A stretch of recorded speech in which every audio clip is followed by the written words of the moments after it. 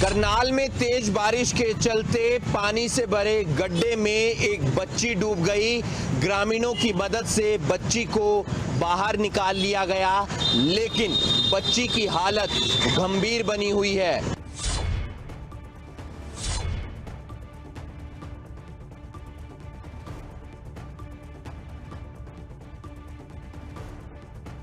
तस्वीरों में दिख रही मासूम वैसे तो बारिश के पानी में डूबकर हादसे का शिकार, लेकिन सवाल ये उठता है आखिर इस हादसे को न्योता किसने दिया।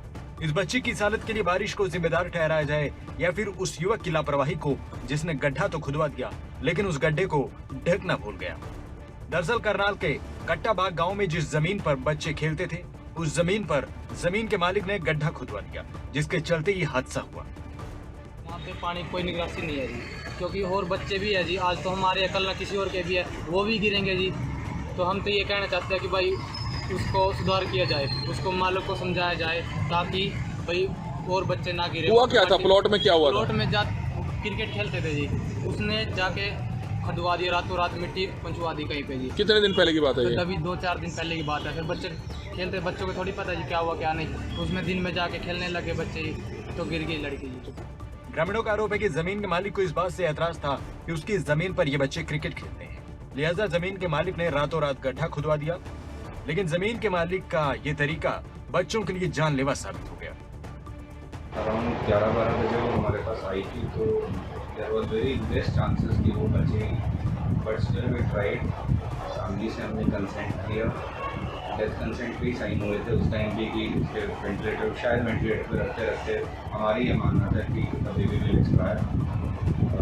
आज पर द प्रोटोकॉल्स पुलिस को इन्फॉर्म किया, बिकॉज पेशेंट के कहने से तो एक्सीडेंट था, बट यू नेवर नो कि कोई इसके पीछे और कोई रीज़न हो। एंड ट्रीटमेंट चल रहा है, वेंटिलेटर पे है, आईसीयू में है, एक्सरे के अंदर लंग्स बिल्कुल खराब हो चुके हैं। फिलहाल बच्ची की हालत ज्यादा गंभीर बनी हुई है।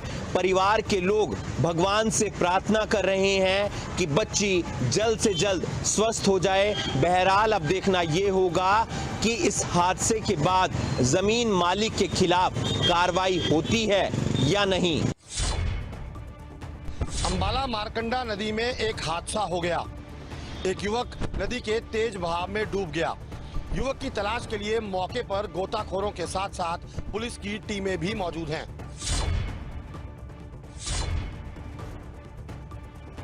इन दिनों बारिश कई राज्यों के लिए परेशानी का सबब बन चुकी है। बारिश के पानी का तेज बहाव अपने साथ कई लोगों को बहा चुका है। पानी के बहाव से कई लोगों की मौत हो चुकी है तो कई अभी भी लापता हैं। अंबाला से आई तस्वीरों में एक मां अपने उस बेटे का इंतजार कर रही है जो पानी के तेज बहाव के साथ बह गया। महिला पुलिस से गुहार लगा रही है कि किसी भी सूरत में उसके बेटे को ढूंढा जाए। की गांव सबके का एक लड़का बाबा मारकंडा नदी में गिर गया है। ये सूचना पाकर हम मौका पे आए हैं। मौके पे हमें पता चला है, लड़का का नाम है धर्मवीर, उसके पिताजी मिले हैं रोनी की राम जी। उन्होंने यही बताया कि उनको ये पता चला था कि उनका लड़का डूब गया नदी में। कुछ बच्चों ने देखा होगा, फिर गांव के लोग इकट्ठे होकर यहाँ पे आए हैं। दरअसल अंबाला के साहा से गुजरती मारकंडा नदी में गांव के कुछ बच्चों ने एक शख्स को डूबते हुए देखा। बच्चों ने इस घटना की सूचना ग्रामीणों को दी, लेकिन बारिश के कारण नदी के पानी का बहाव काफी तेज था, जिसके चलते युवक पानी में बह गया। तो जो हमें पता चला है वो है कि गांव के कई लोग ऐसे जो ऊपर से नारियल वगैरह लोग दान करते हैं, वो तैरते हैं, उनको पकड़ने के लिए मारकंडे में कूद जाते हैं। और हो सकता है कि ये लड़का उस नारियल को पकड़ने के लिए नदी में उतरा हो और आगे बह गया। गांव के कुछ लोग हैं जो इसकी तलाश में आगे निकले गए हुए हैं, मारकंडा नदी में बड़े हुए हैं, लेकिन अभी तक कुछ पता नहीं चला है कि लड़का आगे बह गया क्या है। प्रयास जारी है। सर ग्रामीणों नहीं पहुंचा। सर ऐसा है, पुलिस मौके पे है। फिलहाल युवक का कोई भी सुराग नहीं लग पाया है। बारिश के इस मौसम में नदी नालों के पास जाना खतरे से खाली नहीं। ऐसे में जरूरत है कि नदी नालों से दूरी बनाए रखें। झज्जर के नागरिक अस्पताल में बरसात के चलते काफी देर तक बिजली गुल रही, जिसकी वजह से न सिर्फ मरीजों बल्कि उनके साथ आए रिश्तेदारों को भी काफी दिक्कतों का सामना करना पड़ा। इन दिनों बारिश से हालात बेकाबू बनते जा रहे हैं। कहीं इस बारिश ने प्रशासन के दावों की पोल खोल कर रख दी, तो कहीं बारिश ने कई लोगों की उम्मीदों को तोड़ कर रख दिया। आसमान से हो रही बेहिसाब बारिश ने स्वास्थ्य ढांचे को लेकर कई तरह के सवाल खड़े कर दिए। दरअसल पिछले दिनों हुई बारिश के चलते झज्जर का सिविल अस्पताल पानी से भर गया, जिसके कारण अस्पताल में घंटों तक बिजली गुल रही। दोबारा मेरे नोटिस में लाया गया। अभी मैंने आपके सामने अभी एमएस से बात करी है और उन्होंने आश्वासन दिया है कि इसको जल्द से जल्द ठीक करा लिया जाएगा। तो पानी थोड़ा सा क्या है वो सॉसरशिप हॉस्पिटल का जो एरिया है वहाँ पे पानी इकट्ठा हो जाता है। मैंने उनको डायरेक्शन दी है कि इमीडिएटली पंप लगवाए जाए, पब्लिक हेल्थ से बात करी जाए और उसको पानी की निकासी जल्द से जल्द करी जाए। घंटों बिजली गुल होने के बाद अस्पताल में मरीज परेशान दिखे, तो वहीं मरीजों को घंटों लाइन में लगकर अपनी बारी का इंतजार करना पड़ा। इस दौरान मरीजों का इलाज भी मोबाइल टॉर्च के सहारे किया गया। तो लाइट नहीं, आप जनरेटर चलाइए। और जनरेटर वो मुझे कह रहे थे कि वो पानी के भरने के कारण कोई दिक्कत आ रही है, उनको मैंने आदेश दिए हैं कि आप जनरेटर को एक प्लेटफॉर्म के ऊपर रखवाइए और सुनिश्चित करें कि किसी प्रकार की कोई भी अव्यवस्था ना हो वहाँ पे, और पब्लिक को जो मैक्सिमम हम लोग बेस्ट फैसिलिटी दे सकें वो पब्लिक को अवेलेबल करेंगे। ये पहली बार नहीं है जब बरसात के कारण अस्पताल में बिजली गुल हुई है। इससे पहले भी इस तरह के कई मामले सामने आ चुके हैं, लेकिन अब देखना ये होगा कि अस्पताल प्रबंधन इस चुनौती से कैसे निपटता है। बरसात के इस मौसम में अक्सर लोगों को बिजली की समस्या का सामना करना पड़ता है, लेकिन ये समस्या तब और भी ज्यादा बढ़ जाती है जब हमें इसका सामना अस्पतालों में करना पड़ता है।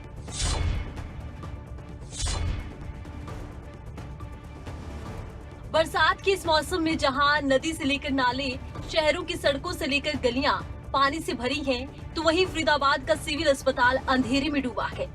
इस अस्पताल में आए मरीजों को करीब 6 घंटे तक बिजली का इंतजार करना पड़ा। इस दौरान अस्पताल में इलाज के लिए आए मरीजों को मायूसी ही हाथ लगी। अस्पताल में दाखिल मरीजों ने टॉर्च का सहारा लिया, तो कुछ ने अस्पताल की पर्चियों और रिपोर्ट्स को ही पंखा बना दिया। फरीदाबाद के सिविल अस्पताल में इलाज करवाने आए क्या मरीज और क्या उनके तीमारदार, हर कोई परेशान नजर आया। बल्कि जिन डॉक्टर्स के भरोसे इस अस्पताल में मरीज इलाज के लिए आए थे, वो डॉक्टर्स भी टॉर्च के भरोसे दिन भर अपना काम करते रहे। कर आ रहा था, सुबह से उल्टी हो रही थी जी, तो सुबह लेके आए 5 बजे जी। 1-2 घंटे लाइट थी, उसके बाद तो लाइट गई, अभी तक आई नहीं। इस दौरान हैरानी तो तब हुई जब सिविल अस्पताल के इमरजेंसी वार्ड में लाइट का कोई बंदोबस्त नहीं था। इमरजेंसी वार्ड में अक्सर डॉक्टर्स की भरमार होती है, लेकिन ये वार्ड बिजली के लिए तरस रहा था। लेकिन अफसोस कि अस्पताल प्रबंधन के पास बिजली का कोई बंदोबस्त नहीं था। बरसात के मौसम में बिजली का गुल होना वैसे तो आम बात है, लेकिन इस बीच अस्पताल में इस समस्या से निपटने के लिए पुख्ता इंतजाम न होना वाकई में हैरान करता है। सिविल अस्पताल में कुल मिलाकर 6 घंटे तक बिजली गुल रही और इस बीच मरीज अपना इलाज करवाने के लिए टकटकी बांधकर बिजली का इंतजार करते रहे, जो कि कहीं न कहीं व्यवस्था पर सवालिया निशान खड़े करता है। अस्पताल में बिजली के जाने से कई मरीजों को परेशानियों का सामना करना पड़ा है। अब देखना ये होगा कि प्रशासन इस खबर के दिखाए जाने के बाद मामले को लेकर के कब तक संज्ञान लेता है। लगातार हो रही बारिश से मार्कंडेय नदी का जलस्तर बढ़ गया है। नदी का जलस्तर बढ़ने से कुरुक्षेत्र में प्रशासन ने अलर्ट जारी किया है और लोगों से नदी के आसपास ना जाने की अपील की है।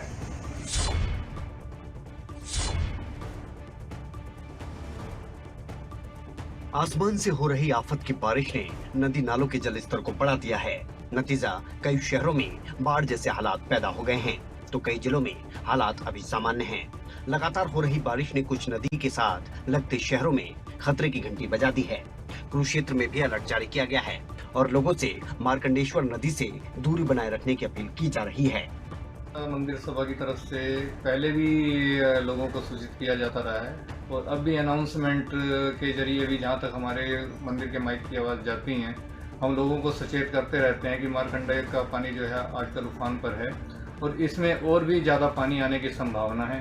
और अब खुद भी सुरक्षित रहें और अपने बच्चों को भी दूर रखें और अभी जैसे पिछले कुछ दिनों में यहाँ गांव में भी एक बच्चे की डेथ हुई थी, तो अपने जीवन को सुरक्षित रखने के लिए कृपया फिर बार बार हम यही सबसे प्रार्थना कर रहे हैं कि भाई आसपास के क्षेत्र में जितने भी हैं नागरिक वो भी दूर रहें और अपने बच्चों को भी नदी से दूर रखें। दरअसल शाहबाद में मार्कंडेश्वर नदी का जलस्तर बढ़ चुका है, लिहाजा मार्कंडेश्वर मंदिर सभा ने आसपास रहने वाले लोगों के लिए ये अलर्ट जारी किया है।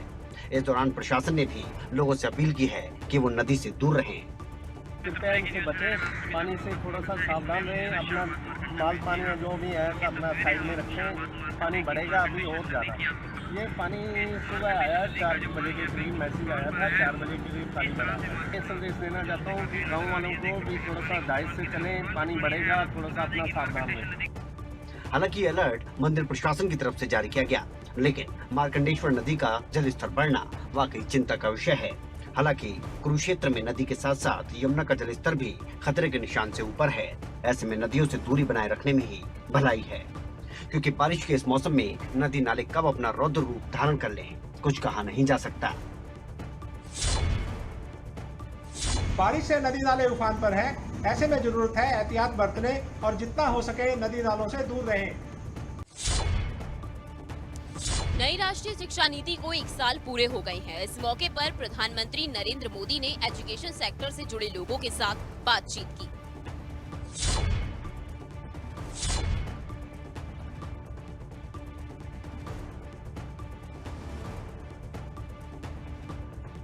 प्रधानमंत्री नरेंद्र मोदी ने नई राष्ट्रीय शिक्षा नीति के 1 साल पूरा होने पर एजुकेशन सेक्टर से जुड़े लोगों से बात की। इस दौरान पीएम ने 2 बड़े ऐलान भी किए। पहला, गांव में भी बच्चों को प्ले स्कूल की सुविधा मिलेगी। दूसरा, इंजीनियरिंग के कोर्स का 11 भारतीय भाषाओं में ट्रांसलेशन के लिए टूल डेवलप किया जाएगा। प्रधानमंत्री ने नई राष्ट्रीय शिक्षा नीति को 1 साल पूरा होने पर सभी देशवासियों और छात्रों को शुभकामनाएं दी। उन्होंने कहा कि बीते 1 साल में आप सभी लोगों, शिक्षकों, प्रिंसिपल और नीतिकारों ने राष्ट्रीय शिक्षा नीति को धरातल पर उतारने में मेहनत की है। आपको प्रधानमंत्री मोदी की कही 8 बड़ी बातें बताते हैं। नई राष्ट्रीय शिक्षा नीति को 1 साल पूरा होने पर सभी देशवासियों और विशेषकर सभी विद्यार्थियों को बहुत बहुत शुभकामनाएं।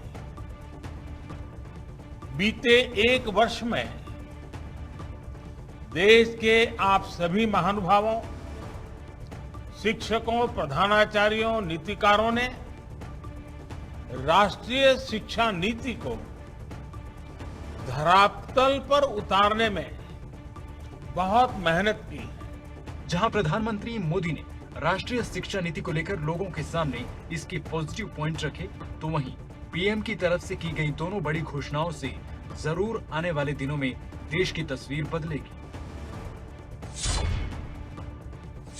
प्रधानमंत्री नरेंद्र मोदी ने लोगों के सामने नई राष्ट्रीय शिक्षा नीति को लेकर इसके पॉजिटिव पॉइंट सामने रखे। पीडब्ल्यूडी रेस्ट हाउस में जेजेपी की राष्ट्रीय कार्यकारिणी और जिला अध्यक्षों की एक बैठक हुई। इस बैठक में जेजेपी के राष्ट्रीय अध्यक्ष अजय चौटाला और उप मुख्यमंत्री दुष्यंत चौटाला भी मौजूद रहे। जेजेपी को राष्ट्रीय स्तर पर मजबूती देने की कवायद शुरू हो गई है। पंचकुला के पीडब्ल्यूडी रेस्ट हाउस में जेजेपी की राष्ट्रीय कार्यकारिणी और जिला अध्यक्षों की बैठक हुई। बैठक में जेजेपी के राष्ट्रीय अध्यक्ष अजय चौटाला और उप मुख्यमंत्री दुष्यंत चौटाला शामिल हुए, तो जेजेपी के सभी विधायक भी बैठक में शामिल हुए। इस दौरान अजय चौटाला ने जानकारी दी कि जेजेपी की राष्ट्रीय कार्यकारिणी की बैठक 2 चरणों में हो चुकी है। तो वहीं 5 अगस्त को रोहतक में जेजेपी की स्टूडेंट विंग इंसो का स्थापना दिवस मनाया जाएगा। संगठन को हम कैसे ज़्यादा प्रभावी बना सकें, इसको लेकर के, और इसके साथ साथ 5 अगस्त को हमारी स्टूडेंट विंग जो इंसो है उसका स्थापना दिवस भी होता है। उस स्थापना दिवस को कहाँ सेलिब्रेट किया जाए, कैसे किया जाए, उसके लिए तय हुआ है कि रोहतक में 5 अगस्त को इंसो का स्थापना दिवस मनाया जाएगा। 25 सितंबर को चौधरी देवीलाल की जयंती है। इस बैठक में चौधरी देवीलाल की जयंती पर बड़ा स्टैचू लगाने को लेकर भी फैसला लिया गया। वहीं ओपी चौटाला के तीसरे मोर्चे को मजबूत करने के बयान पर भी अजय चौटाला ने अपना बयान दिया। 25 सितंबर को पूजनीय चौधरी देवीलाल जी की जयंती भी आ रही है। चौधरी देवीलाल जी की जयंती किस तरीके से प्रदेश में मनाएं या एक कॉमन जगह मनाएं, इस बारे में भी साथियों से राय मशवरा किया गया है। 2 जिलों में जहां चौधरी देवीलाल के स्टैचूज नहीं हैं, नूह में और दादरी में, वहां उनके आदमकद बड़े स्टैचूज लगाने का निर्णय भी हुआ है। जहां एक और बैठक में किसान आंदोलन को लेकर बात की गई तो दूसरी ओर पंचायती चुनाव को लेकर भी चर्चा की गई। वहीं जेजेपी पार्टी का 15 अगस्त से लेकर 15 सितंबर तक सदस्यता अभियान चलाया जाएगा। पलवल में एक विवाहिता की संदिग्ध परिस्थितियों में मौत हो गई। वहीं मृतक महिला के परिजनों ने ससुराल पक्ष के लोगों पर उसकी हत्या के आरोप लगाए हैं।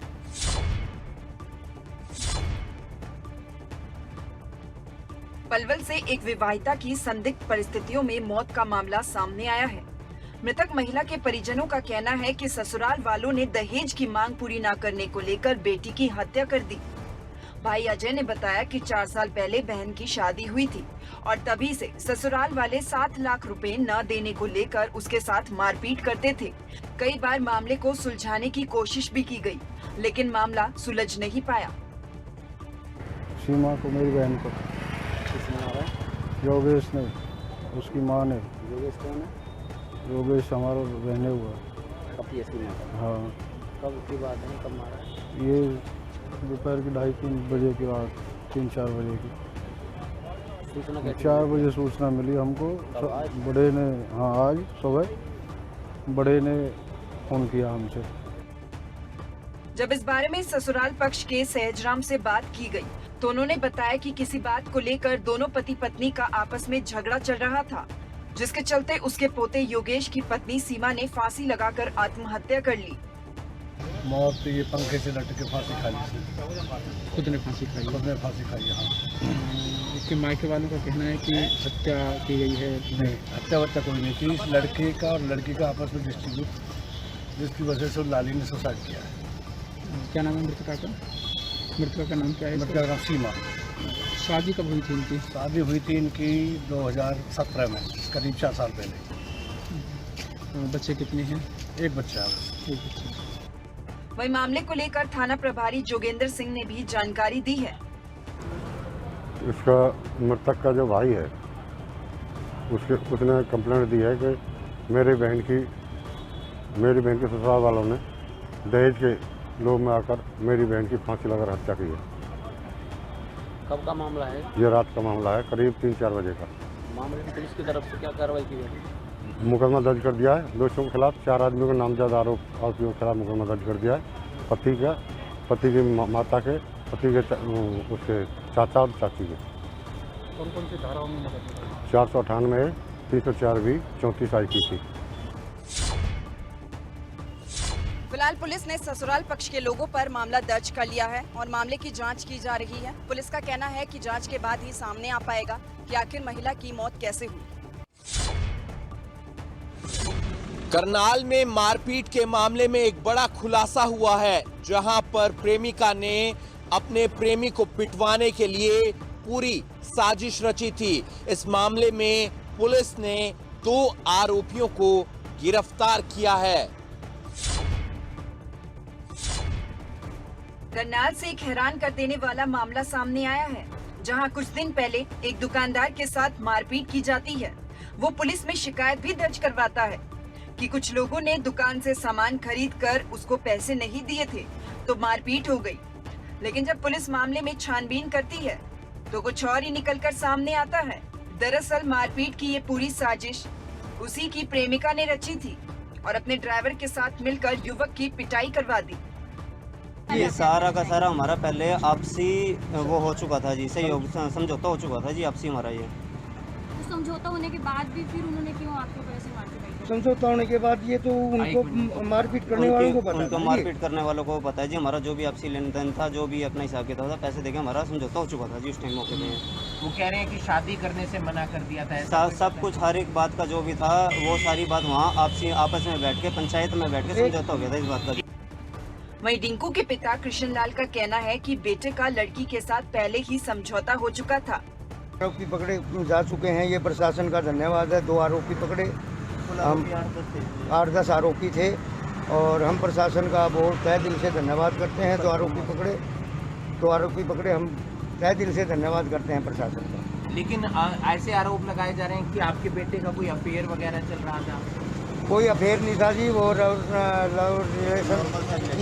नॉर्मल सा रिलेशन था और उसका हमारा समझौता हो चुका था। उसकी हमारे पास रिकॉर्डिंग भी है, समझौते की मोबाइल में रिकॉर्डिंग है। समझौता हो चुका था हमारा, कोई किसी बाकायदा लिखत में भी है। इसका कोई मतलब हमारा मैटर नहीं था किसी प्रकार। तो वहीं मामले को लेकर जांच अधिकारी सुलेंद्र सिंह ने भी जानकारी दी। उसकी लड़की का फिर दुकानदार के लड़के के साथ था और 2 साल से था। अब लड़के ने इसने मना कर दिया शादी करने से लड़की से। लड़की ने बोला है कि भाई अपने ड्राइवर को इस बनिए के लड़के को संभाल दो, मार पिटाई कर दो। तो इसने अपने साथियों को लाके इधर मारपीट कर दिया जी। और जो इनका सह आरोपी था मारपीट में, जो इनके साथी था, उसने जो इंजीनियर है करनाल का कैमरों को चलाने वाला, उससे बात की। उसका जानकार था वो, शायद हो सकता है रिश्तेदार भी हो, कि क्या आप कैमरों को बंद कर सकते हो, हम इधर मारपीट करेंगे। उसने यस कर दी और कैमरा बंद करके उनको बता दिया कि मैंने कैमरा बंद कर दिया है और आप ये काम कर दो। कैमरा बंद होने के बाद इन्होंने मारपीट कर दी। हाँ, एक तो ये हो गया कि लड़की का प्रेम प्रसंग इस दुकानदार के लड़के के साथ था ही, और फिर ये लड़का जो ड्राइवर था उनका, इसके मन में भी लालच आ गया कि इनको पीटने के बाद तेरे नंबर बनेंगे, और लड़की ने इसको मोबाइल का लालच भी दे दिया। दूसरा इसके मन में ये हो गया कि आपके मेरे नंबर बन जाएंगे लड़की के सामने और मेरा भी अफेयर चल जाएगा इसके लिए। इस पूरी वारदात में कुल 9 आरोपी शामिल हैं, जिनमें से 2 को पुलिस ने गिरफ्तार कर लिया है। पुलिस इनका रिमांड हासिल करेगी और इनसे वारदात में शामिल मोबाइल, बाइक और हथियारों को बरामद किया जाएगा।